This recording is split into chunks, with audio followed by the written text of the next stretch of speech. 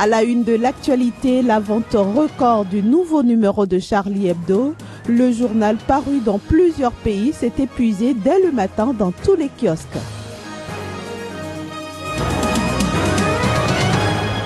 Démission ce mercredi du président italien.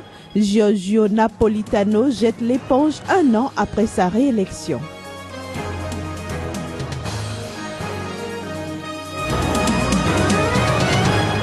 Enfin, l'ONU condamne l'usage d'enfants dans les attaques terroristes de Boko Haram.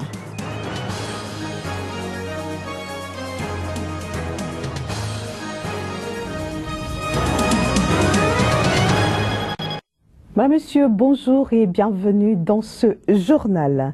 Jamais un hebdomadaire n'a suscité autant d'engouement de par le monde. Le nouveau numéro de Charlie Hebdo sorti ce mercredi même s'est épuisé en un temps record. Plusieurs personnes ont dû faire le rang avant même l'ouverture des kiosques pour se procurer ce numéro 1178 de l'hebdomadaire avec Mahomet en une. Afin de faire face à la demande, ce numéro historique des survivants des attentats de la semaine dernière qui sont aujourd'hui revendiqués par Al-Qaïda au Yémen dans une vidéo. Ce numéro, disais-je, sera finalement tiré à 5 millions d'exemplaires. Drôle de revanche, pourrait-on dire, pour ce journal dont les ventes étaient en berne. Suivons ensemble maintenant le témoignage de quelques acheteurs qui ont pu se procurer ce matin le numéro de Charlie Hebdo, des lecteurs qui dénoncent aussi la une du journal. À 7h du matin, j'étais à la place Léverland, sur le marchand de journaux. Tout était réservé. Ensuite, j'étais dans la rue Cour Alsace-Lorraine, ensuite dans la rue qui est là, derrière. Ensuite, j'ai pris, quand il n'y en avait nulle part, j'ai pris le tramway et j'ai été à la gare. Toujours pas. Puis là, j'ai fait la queue depuis 8h, en espérant, parce qu'il m'avait dit de venir à 8h30. Quand j'étais plus jeune, je le lisais de temps en temps, mais rarement, quoi. Non, c'est vrai, je reconnais. Je n'étais pas un lecteur assidu de ce journal, pas du tout. Moi, j'étais Charlie, mais là, je suis plus Charlie. Parce que ce qu'ils sont en train de faire, c'est pas humain, c'est pas de la liberté d'expression, c'est vraiment de la guerre. Ils déclarent la guerre dans toutes les religions. Si un musulman, vous pouvez lui faire ce que vous voulez, moi, ne touchez pas au prophète. Je trouve que la liberté d'expression, ça va trop loin. À ce moment-là, on peut en rire, pas de souci. Mais à partir de parler du prophète, c'est interdit chez nous. Les musulmans, c'est interdit. Une information en bref, le président italien a démissionné ce mercredi. Réélu en 2013 pour un mandat de 7 ans, Giorgio Napolitano a signé dans la matinée d'aujourd'hui l'acte de démission de sa charge. Il tire ainsi sa révérence à 89 ans après avoir été pendant près d'une décennie un garant de stabilité dans son pays. Sa démission lance une course à la succession qui semble très ouverte. Destination maintenant les États-Unis et le Cuba. Cela fait un mois que les États-Unis et Cuba ont annoncé le rétablissement de leurs relations diplomatiques, ceci après 53 ans de rupture. Conséquence, certaines restrictions qui touchaient l'île, notamment celles sur les voyages et les transferts d'argent, devraient être assouplies. Mais pour l'instant, les Cubains peinent à voir le changement. Reportage.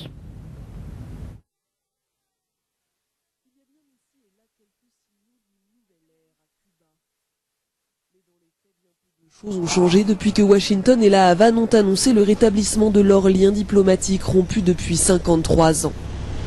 La seule chose que j'ai vue, c'est qu'ils ont libéré les prisonniers. J'espère qu'on va voir petit à petit des changements, mais tout ne peut pas se faire en un jour. Le dégel fait suite à des négociations secrètes appuyées par le Vatican, à l'issue desquelles la Havane a accepté de libérer 53 prisonniers politiques, ainsi qu'un ressortissant américain emprisonné depuis 5 ans. De son côté, Washington a libéré 3 agents cubains et envisage de mettre fin à l'embargo imposé à l'île depuis 1962. Les États-Unis se sont aussi ouverts à la possibilité de retirer Cuba de la liste des États soutenant le terrorisme. Il va y avoir un processus de normalisation qui sera long et lent, mais dans l'immédiat, il y a déjà un changement positif. Il y a moins de pression sur l'économie et le gouvernement cubain, et ça devrait améliorer considérablement les choses.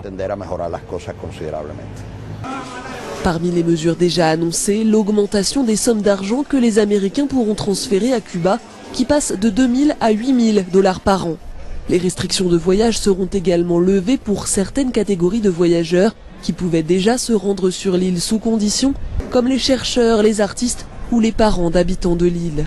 La conséquence pourrait être une explosion du nombre de visiteurs, à l'image de cet Américain venu en compagnie d'un galeriste new-yorkais pour rencontrer des artistes cubains. On reviendra aussi souvent qu'on le pourra pour apprendre autant que possible, parce qu'on croit que les choses sont en train de changer et qu'elles vont changer très vite.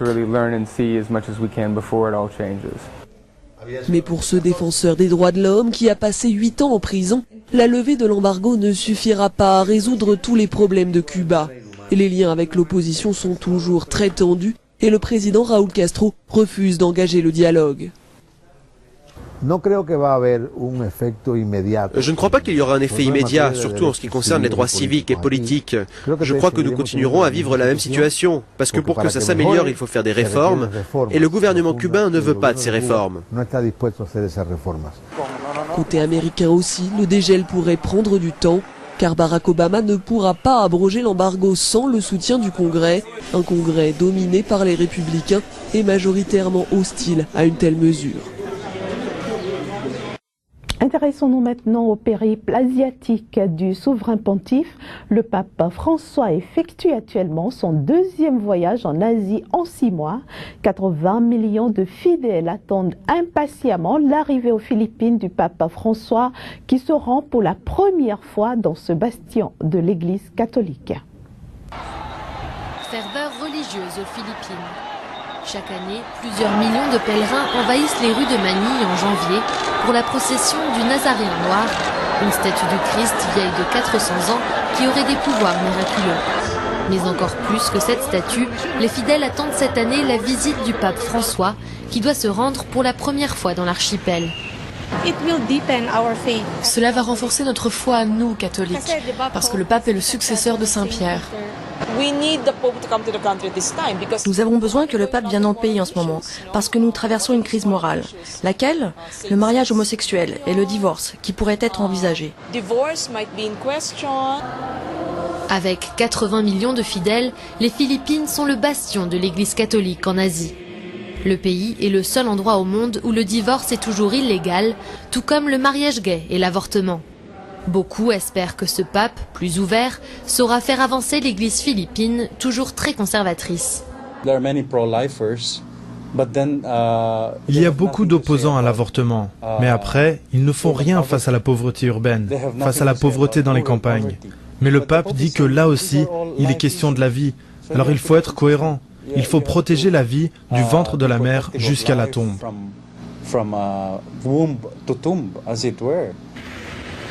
Le pape François, qui arrivera du Sri Lanka, doit se rendre à Tacloban, où un super typhon a fait plus de 7000 morts en novembre 2013. À Manille, il célébrera une messe à laquelle 6 millions de fidèles devraient assister. Nous sommes très pauvres. Nous sommes un pays du tiers-monde. Mais même si nous sommes très pauvres au niveau matériel, nous sommes très riches au niveau spirituel. Nous avons des ressources spirituelles très profondes. J'espère qu'il s'en rendra compte. Après la Corée du Sud l'année dernière, il s'agit de la deuxième visite papale en Asie en l'espace de 6 mois. Signe que le Vatican voit l'Asie comme une destination stratégique, terre d'avenir pour le catholicisme.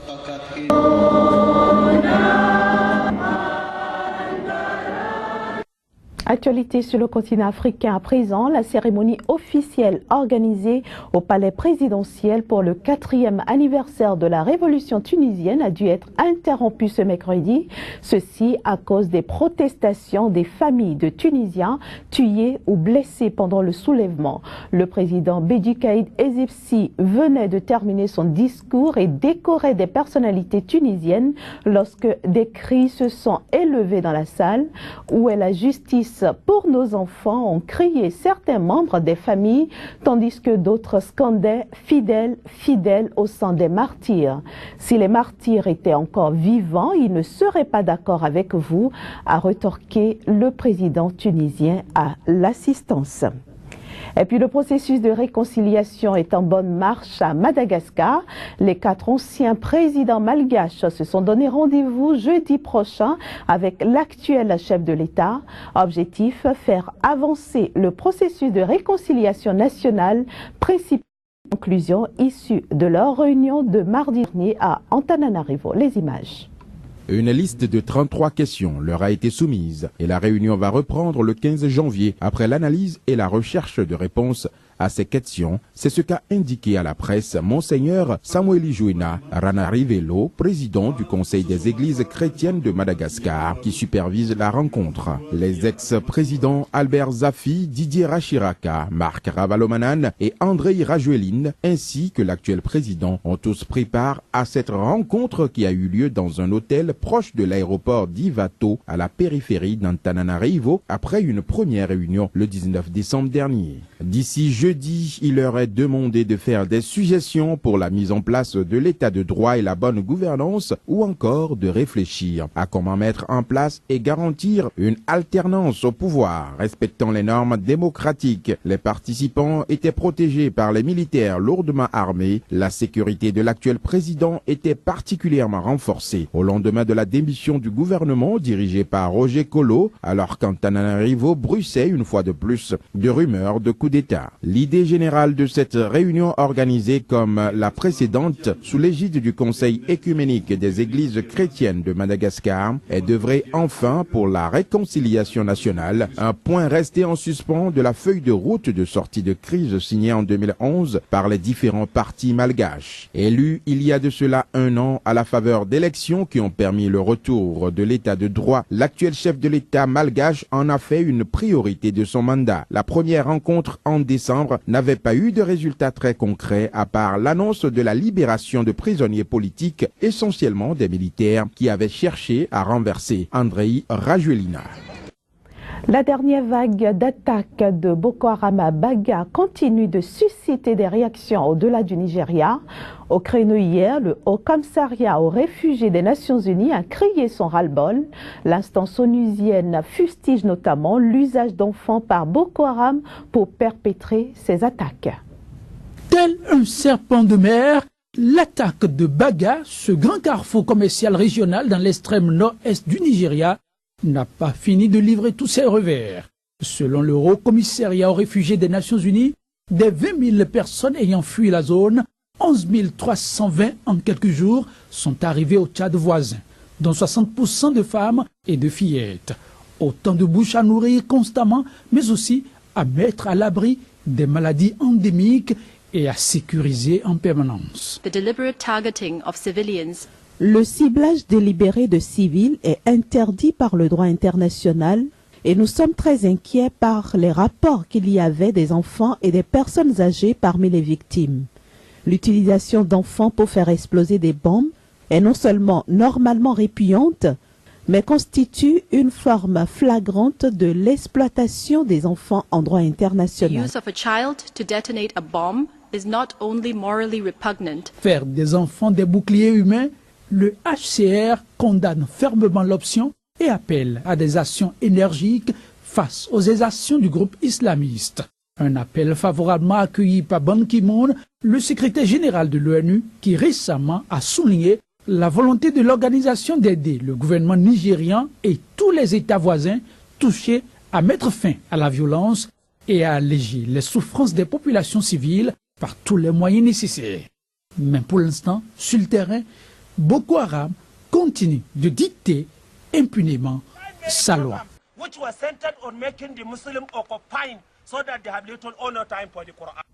Et ce sera la fin de cette édition que je vous remercie d'avoir suivi. Passez un très bel après-midi en compagnie des programmes de Sika. Au revoir.